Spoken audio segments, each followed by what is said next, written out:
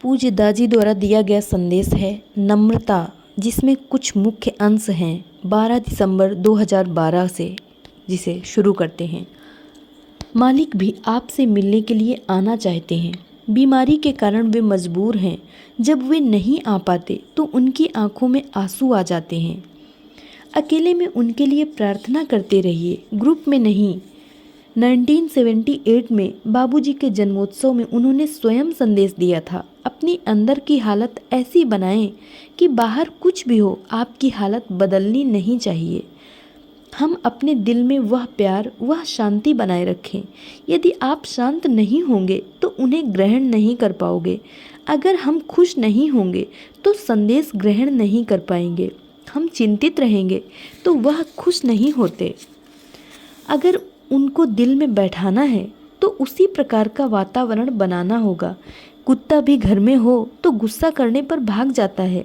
बच्चे पास नहीं आते, बीवी भी चीज़ देकर चली जाएगी। 10 उसूल का खास मकसद है अंदर शांत भाव बना रहे। सब निराशा केवल स्व के बारे में है। सहज मार्ग का उद्देश्य है कि हम कुछ बने। ध्यान में बने रहने से धीरे धीरे बनते रहते हैं। सबसे अच्छा गुण, क्वालिटी क्या है? नम्रता।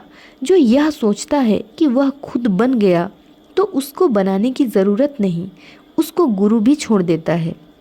हमारे अंदर अत्यधिक नम्रता या सॉफ्टनेस होनी चाहिए। यह एक कैनवस है जिस पर कुछ भी चित्र बना सकते हैं। माँ ने बताया, प्रार्थना करो, ईश्वर को अनुभव करो। सहज मार्ग में ध्यान में हम ईश्वर में डूब जाते हैं। जब हम मंदिर में जाते हैं तो आंखें बंद हो जाती हैं, तो घर में ध्यान में आंखें बंद करो और उसे अनुभव करो। आत्मा भाव पैदा करती है, शांति अनुभव है। जो हमें क्षण भर के लिए अनुभव हुआ उसको स्थायी बनाओ।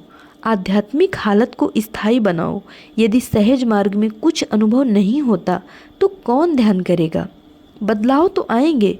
अगर वही अनुभव 24 घंटे हो तो समझ लो फंस गया। बदलाव आएंगे, उसके साथ जीने का तरीका भी बदलना पड़ेगा। जब मालिक हमें वह आध्यात्मिक हालत देते हैं और हम बदलते नहीं तो आध्यात्मिक हालत भी नहीं रह पाती। इसलिए दिखाई देने वाला परिवर्तन भी नहीं आता। जब आध्यात्मिक विकास होता है तो हम बदल जाते हैं। बदलाव को अपनाना है, जीवन जीने का तरीका बदलना है। जब तक लय न हो जाए सब कुछ बदलना है। बाबूजी से लिपिक ने पूछा, मैं कहाँ हूँ? बाबूजी ने कहा, 13वें बिंदु पर। उसने सोचा, अब तो मैं पहुँच गई। बाबूजी ने उससे कहा, तुम में एक कमी है, तुम ठीक से ध्यान नहीं करती। एक समय पर एक स्थान पर ध्यान करो तो प्राणाहुति स्वयं चालू हो जाएगी। जब हम शिष्टाचार बनाकर बैठते हैं तो और ही बात होती है। बाबूजी का संदेश अगर आप ठीक से करके देखो तो स्वयं पता चलेगा। एक सच्चा रहस्यवादी वह है जो अपना उद्देश्य निश्चित करता है और अपने जीवन को उसके अनुसार ढालता है। अभिमान होने पर मालिक कहेंगे, यह तो बन चुका है, छोड़ देंगे। अगर हम स्वयं को महान समझते हैं तो अपने आसपास एक दीवार बना लेते हैं। ऐसे में हम आध्यात्म की दुनिया से अलग हो जाएंगे। हमें उससे चिपके रहना है। प्रार्थना में हम मैं नहीं, हम कहते हैं। मैं को ख़त्म कर सबके बारे में सोचना है।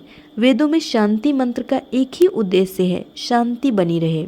ध्यान एक प्रक्रिया है। अपनी साधना को जीवन दान कैसे दूं? सबसे महत्वपूर्ण है भाव।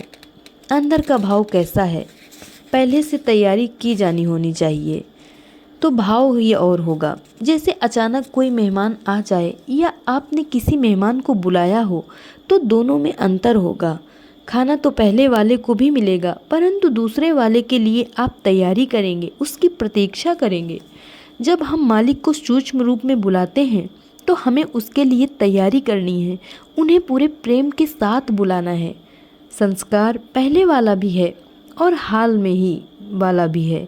जैसे मंजिल की नींव हटा दो तो मंजिल स्वयं गिर जाएगी। हम पहली 3 सीटिंग में उसे हटाते हैं। जब तक हम सराहते नहीं, संबंध नहीं होता। जब हालत को पकड़े बनाए रखते हैं तो उपहार मिलता है।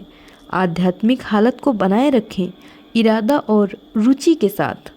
ध्यान में मालिक का सूक्ष्म स्वरूप आता है और जो हालत पैदा होती है बच्चा उसको विकसित करता है। मालिक बार बार आते हैं, देते हैं और हम खो देते हैं।